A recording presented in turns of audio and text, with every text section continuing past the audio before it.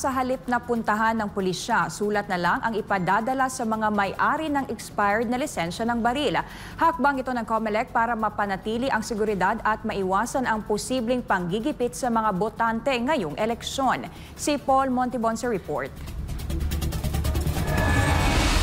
Iminungkahi ng Commission on Elections sa COMELEC sa Philippine National Police na sulat na lamang ang iparating sa mga may-ari ng expired na baril sa halip na puntahan sila ng mga pulis. Kasunod ito ng pagpupulong ng COMELEC at PNP sa Campo Crame tungkol sa Oplan Katok, ang programa kung saan binibisita ng pulisya ang bahay ng gun owners para tiyakin ang legalidad ng kanilang armas. Una na itong pinatigil ng COMELEC upang maiwasan ang posibleng intimidation ngayong eleksyon. Ayon kay COMELEC Chairman Attorney George Garcia, mas mainam ang ganitong sistema kaysa sa personal na pagkatok ng mga pulis. Pero para sa mga nagmamatigas at hindi magre-renew ng lisensya, maliwanag ang babala ng COMELEC. Kakasuhan sila ng illegal possession of firearms at paglabag sa gun ban. Sa kabilang banda, iginiit naman ng PNP na hindi kailanman itinigil ang Oplan Katok na ngayon ay tinatawag ng revitalized Katok. Tiniyak din ng PNP na hindi ito gagamitin bilang instrumento ng pananakot o harassment laban sa mga botante. Sa ngayon, mahigit na 1,400